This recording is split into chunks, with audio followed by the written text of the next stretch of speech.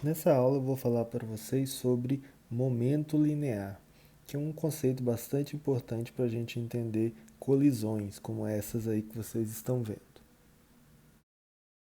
Então, primeiramente, é importante eu mencionar aqui para vocês que esse conceito momento linear, ele também aparece escrito como momentum e também como quantidade de movimento linear, como eu coloquei aí entre parênteses. Então, no fundo, a gente está se referindo à mesma quantidade, tá? A mesma grandeza física. Então, imagine que eu tenho aí o meu carrinho, então um caixote, tá? Como eu estou desenhando, é mais fácil desenhar um caixote do que um carrinho. Imagine que esse caixote tem uma certa massa m e que ele tem uma certa velocidade v. Então, nós podemos definir momento linear da seguinte maneira. Tá? Vamos chamar essa variável de p, tá certo? Ele é um vetor. Então, o momento linear é definido como produto da massa pelo vetor velocidade. Como não existe massa negativa, então a gente pode observar por aí que o momento linear ele aponta na mesma direção da velocidade.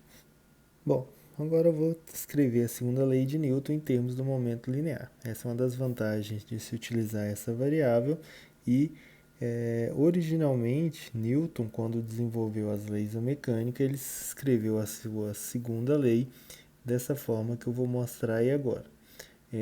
Ou seja, a força resultante atuando sobre um sistema, ela é dada pela taxa de variação temporal ou derivada, né, do momento linear.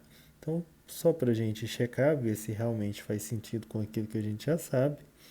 Então, eu vou substituir o Pzinho, momento linear, pela sua definição, produto da massa com a velocidade.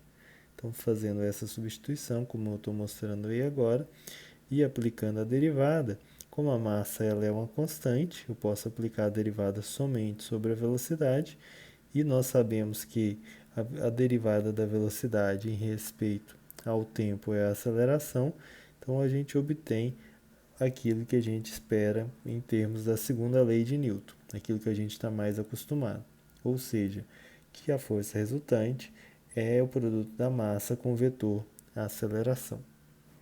Vamos estender essas ideias agora, e eu vou falar agora sobre algo mais amplo, que seria um sistema de partículas. Então imagine que essas partículas elas têm massas diferentes e velocidades diferentes, apontando cada uma para uma direção, por exemplo. Então por isso que eu representei aí esses vetores P1, P2, P3 e por aí vai, né, cada um apontando em um certo sentido. Então eu posso falar do momento linear total desse sistema, que é dado simplesmente pela soma vetorial de P1 com P2 com P3 e por aí vai. Se eu substituo a definição desses P's, então P1 é M1V1, vetor V1, P2 é M2V2, vetor V2, P3 é M3V3 e por aí vai. Eu vou chamar essa expressão de 1. Aí, por outro lado, né, se a gente lembrar de algo que eu falei nas aulas anteriores, quando eu falei sobre centro de massa, então eu escrevi que o R do centro de massa é 1 sobre M, M1 R vetor R1 mais M2 vetor R2 e por aí vai. Então eu posso aplicar a derivada nessa expressão, depois de passar o M que está na direita dividindo para a esquerda.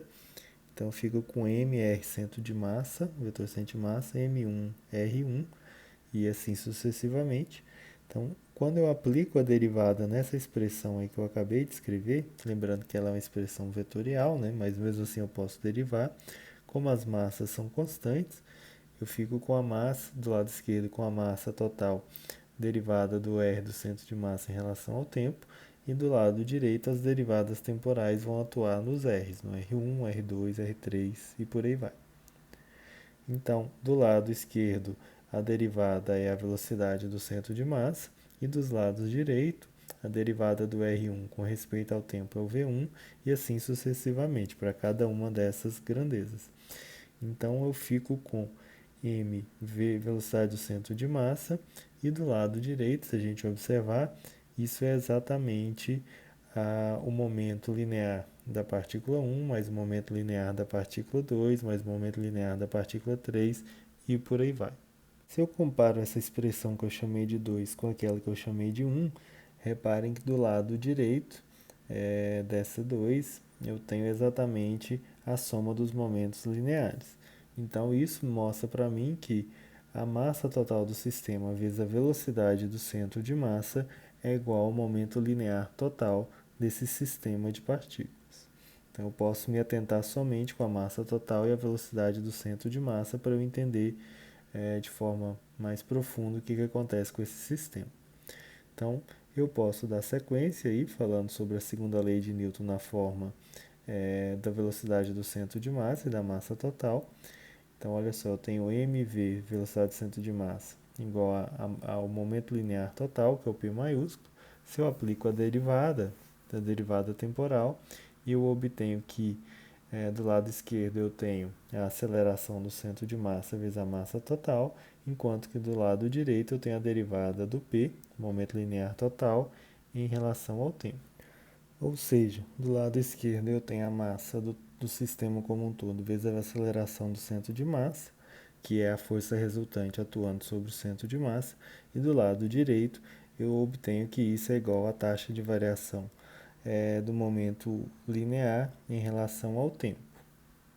Lembrando que esse P maiúsculo é o momento linear total, ou seja, a soma dos momentos lineares individuais de cada uma das partículas que formam esse sistema.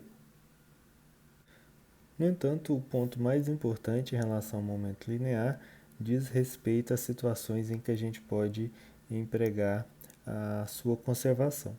Para a gente ver em que condições que isso acontece, nós podemos utilizar essa expressão aí, né, que a força resultante sobre o sistema de partículas é igual à derivada temporal do momento linear, do vetor momento linear. Então, para uma situação em que a força resultante atuante sobre esse sistema ela é nula, então isso significa que a derivada do P em relação ao tempo ela vale zero. E para isso ser satisfeito, esse P, esse momento linear total, ele tem que ser constante.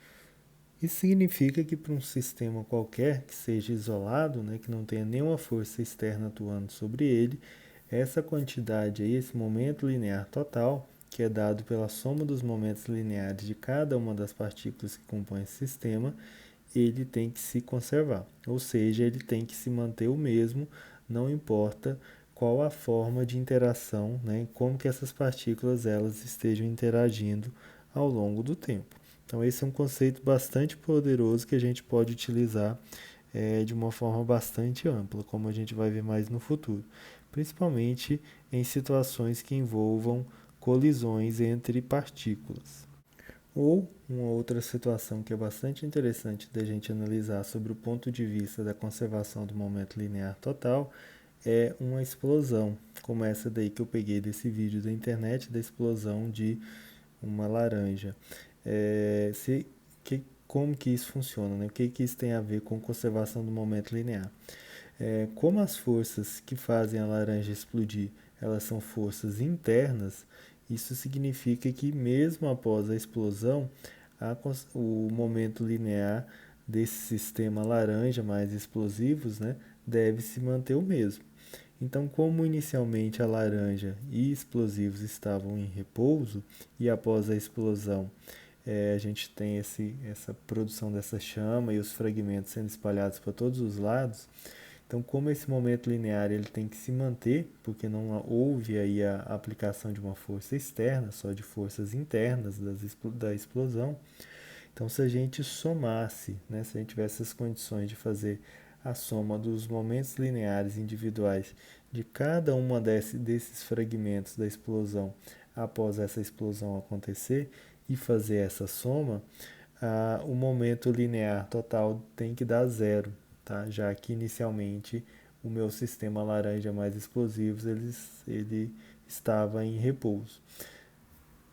Por isso, como vocês podem observar, que após a explosão, os fragmentos eles vão para todas as direções, porque se eles fossem preferencialmente para uma direção ou para outra, né, isso faria com que o momento linear após a explosão ele tivesse aumentado para uma certa direção.